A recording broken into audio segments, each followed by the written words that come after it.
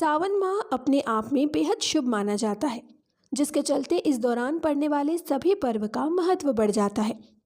इस माह पड़ने वाली एकादशी भी बहुत विशेष मानी जा रही है। यह दिन भगवान विष्णु की पूजा अर्चना के लिए समर्पित है।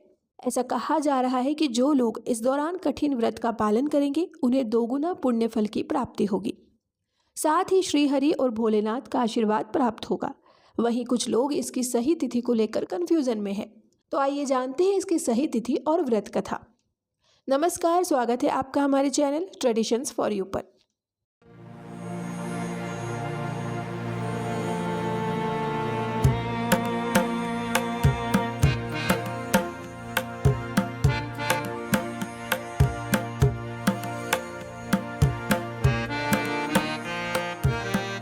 श्रावण माह के कृष्ण पक्ष की एकादशी को कामिका एकादशी के नाम से जाना जाता है।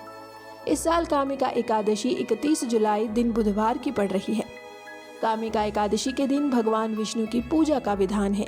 साथ ही ज्योतिषाचार्य ने हमें बताया कि कामिका एकादशी के दिन भगवान विष्णु के अवतार श्री कृष्ण के बाल रूप की सेवा और श्रृंगार भी अवश्य करने चाहिए। तो चलिए जानते हैं कि आखिर क्यों कामिका एकादशी पर लड्डू गोपाल की पूजा का विशेष महत्व है और कैसे करे लड्डू गोपाल का श्रृंगार। शास्त्रों में ऐसा वर्णित है कि एकादशी तिथि भगवान विष्णु को समर्पित है, इसलिए हर एकादशी पर भगवान विष्णु की पूजा का विधान है। हालांकि सावन में पड़ने वाली एकादशी पर भगवान विष्णु के साथ उनके अवतारों की पूजा का भी महत्व माना गया है, विशेष रूप से श्री कृष्ण की आराधना का। शास्त्रों में वर्णित है कि भगवान विष्णु भले ही 4 माह के लिए निद्रा में चले जाते हैं, लेकिन उनके अवतार जागृत रहते हैं। इसी कारण श्री राम और श्री कृष्ण या उनके बाल रूप की चातुर्मास और विशेष रूप से इस दौरान पड़ने वाली एकादशियों पर पूजा करना बहुत ही शुभ माना जाता है। कामिका एकादशी के दिन लड्डू गोपाल की सेवा करने से चातुर्मास की अशुभता दूर हो जाती है, इसलिए लड्डू गोपाल का श्रृंगार भी चातुर्मास की एकादशियों में अलग तरह से किया जाता है। वहीं कामिका एकादशी के दिन लड्डू गोपाल का शिव श्रृंगार करना श्रेष्ठ पुण्यकर माना गया है। असल में सावन का महीना शिव जी का है, ऐसे में इसमें पड़ने वाली कामिका एकादशी पर लड्डू गोपाल का श्रृंगार भी शिव जी की तरह किया जाता है। लड्डू गोपाल को त्रिपुंड तिलक लगाते हैं, रुद्राक्ष की माला पहनाते हैं, बांसुरी की बजाय त्रिशूल और डमरू रखते हैं और हरी पोशाक धारण कराते हैं। आइए जानते हैं कामिका एकादशी की व्रत कथा।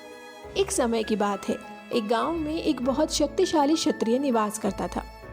अपनी शक्ति और बल पर उस क्षत्रिय को गर्व था, लेकिन उसके धार्मिक स्वभाव के बावजूद अहंकार उसके मन में घर कर चुका था। वह हर दिन भगवान विष्णु की पूजा करता और उनकी उपासना में लीन रहता था। एक दिन वह किसी महत्वपूर्ण कार्य के लिए यात्रा पर निकला। रास्ते में उसकी भेंट एक ब्राह्मण से हो गई। दोनों में किसी बात पर विवाद हो गया, जिसके बाद क्षत्रिय ने ब्राह्मण के साथ हाथापाई शुरू कर दी। ब्राह्मण अपनी दुर्बलता के कारण क्षत्रिय के आघात को सहन नहीं कर पाया और उसकी मृत्यु हो गई।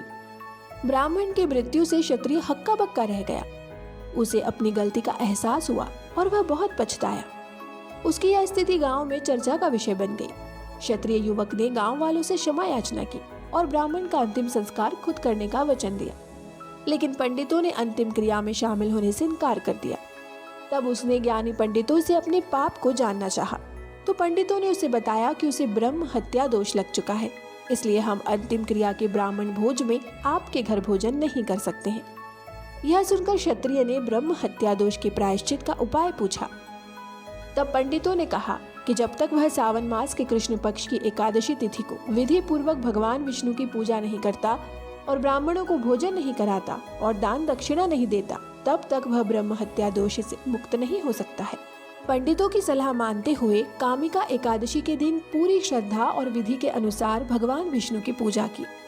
फिर उसने ब्राह्मणों को भोजन कराया और दान दक्षिणा भी दी। इस तरह भगवान विष्णु की कृपा से वह क्षत्रिय ब्रह्म हत्या दोष से मुक्त हुआ।